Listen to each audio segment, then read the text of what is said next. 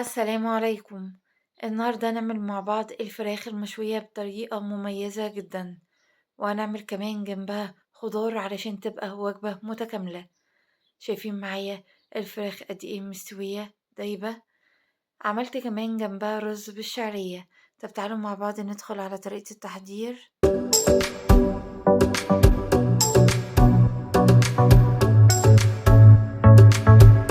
نسمي الله.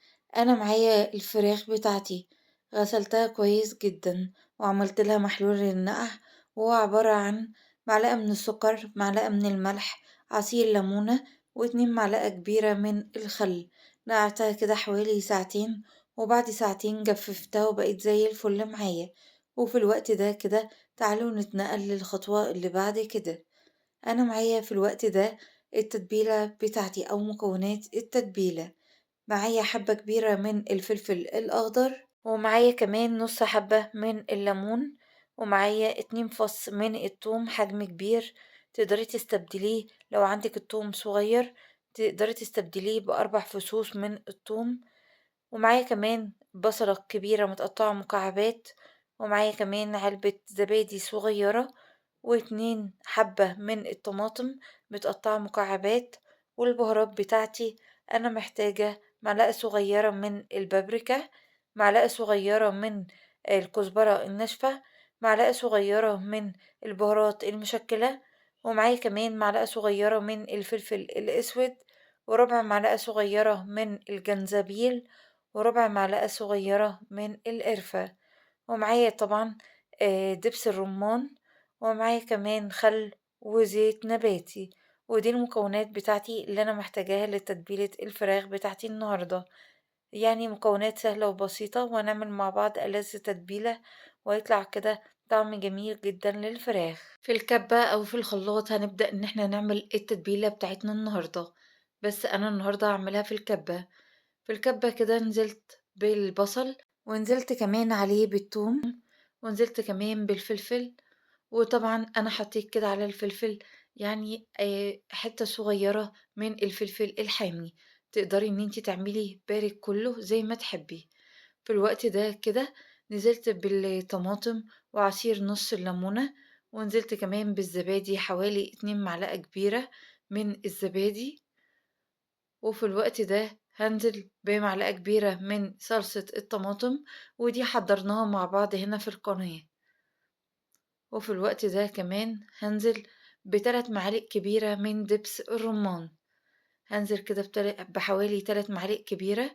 تقدري تعمليها كده زي ما أنا عملت، أو تجيبي المعلقة كده لو انتي مش هتبقي يعني مش هتظبطي الكمية قوي. نزلت كمان بمعلقة من الخل الأبيض، وأنزل ب4 معالق من الزيت النباتي. نزلت كده بالزيت النباتي. وفي الوقت ده هانزل كمان بالبهارات، هانزل بالبهارات بتاعتي كلها. وفي الوقت ده كده هغطي الكبة، وابدأ ان انا اطحن التتبيلة بتاعتي كويس جدا.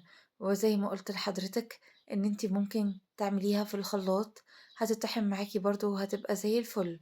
في الوقت ده كده، وبعد التتبيلة بتاعتي كده ما نعمت، هبدأ كده ان انا افتح الكبة بتاعتي. وده كده هيكون شكل التتبيلة بتاعتي، هيكون معايا بالشكل ده. بس انا كنت نسيت ان انا احط لها الملح الابيض، فحطيته في الوقت ده. حطيت الملح وبدأت ان انا اقلبها كويس جدا، والملح بيكون حسب الرغبة. طبعا انا قلت في اول الفيديو ان احنا مش هنشوي الفراخ بس، احنا هنشوي كمان معاها خضار، علشان طبعا تبقى وجبة متكاملة. ممكن تضيفي اي نوعية خضار انتي تفضليها. انا معايا النهاردة 3 حبات متوسطة من البطاطس، ومعايا كمان حبة من البصل، وحبة من الجزر. هبدأ كده ان انا احطهم كلهم في الصينية، وانزل عليهم كده بشوية من التتبيلة اللي احنا عملناها مع بعض. وهبدأ كده ان انا ادعك الخضار كويس جدا مع التتبيلة اللي انا حطيتها عليه. وفي الوقت ده كده وبعد ما دعكتها، هبدأ ان انا افردها في الصينية كويس جدا. وبعد ما فردتها أبدأ إن أنا أحط كده قطع الفراخ بتاعتي. الفراخ النهاردة أنا مقطعاها لأنصاف، تقدري تقطعيها التقطيعة اللي انت عايزاها. في الوقت ده كده نزلت بكمية التتبيلة بتاعتي كلها. وتعالوا كده يلا مع بعض نتبل الفراخ بتاعتنا وندعكها كويس جدا من بره ومن جوه وكمان من تحت الجلد. التتبيلة دي بتطعم الفراخ جدا، يعني هنعملها كده كلها. وفي الوقت ده كده انتي ممكن تسويها على طول، او انتي مثلا ممكن تحطيها كمان في التلاجة معاكي ساعتين، هيبقى افضل. الفراخ كده هتشرب معاكي من التتبيلة وهتبقى زي الفل. وفي الوقت ده انا خلصت كده تتبيلة الفراخ بمنديل كده، وهبدأ ان انا انضف احراف الصينية. هنضفها كده من اي بقايا تتبيلة موجودة عليها. وفي الوقت ده تقدري تدخليها في التلاجة. هنغطيها كده ببلاستيك غذائي ونحطها كده في التلاجة حوالي ساعتين علشان تشرب من التتبيلة ويبقى طعمها جميل جدا، والخضار كمان يتبل معايا.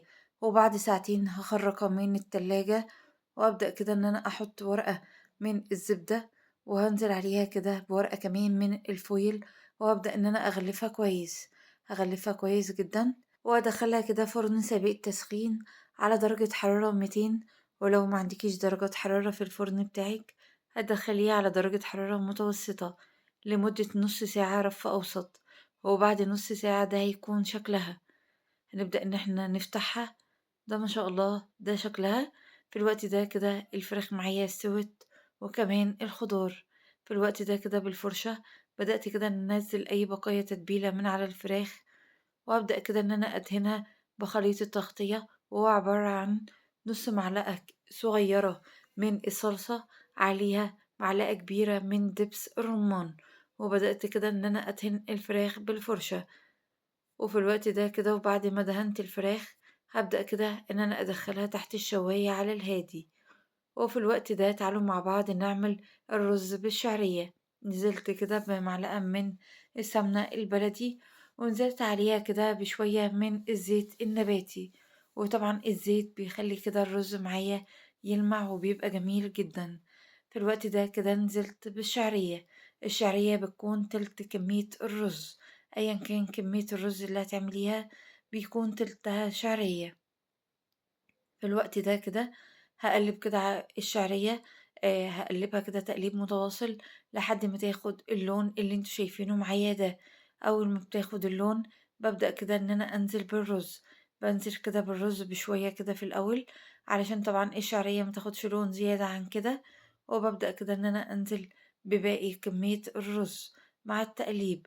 وطبعًا إحنا بنقلّب الرز كويس جدًا مع الشعرية، علشان طبعًا كل حباية الرز تتغلف بالمادة الدهنية بتاعتي، ويبقى الرز معايا مفلفل وجميل. في الوقت ده كده هنقلب كده الرز مع الشعرية شوية كده حلوين. وفي الوقت ده هنزل بالملح الأبيض، وهنزل بمرقة الدجاج مكعب واحد. وتقدري تستبدلي مرقة الدجاج بالشوربة لو عندك شوربة. بدأت كده ان انا اقلب كده الرز مع الملح مع مرقة الدجاج.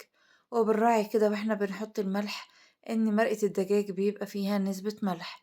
نزلت كده بالمية المغلية، والمية المغلية كده تكون فوق الرز بحوالي عقلة صباع. قلبت الرز كده وسبته على نار عالية لمدة 5 دقايق كده. أول ما ينشف ميته ويبقى بالشكل ده، ببدأ كده إن أنا أفتح الحلة، وببدأ إن أنا أقلبه كويس جدا. وبعدين بهدي النار وهسيبه على نار هادية يكمل تسوية. وده شكل الفراخ معايا بعد ما خرجتها من الفرن. اللهم بارك، شكلها جميل جدا. اخده كده الكرملة كده من بره من دبس الرمان. وده شكل الرز كده بعد ما غرفته.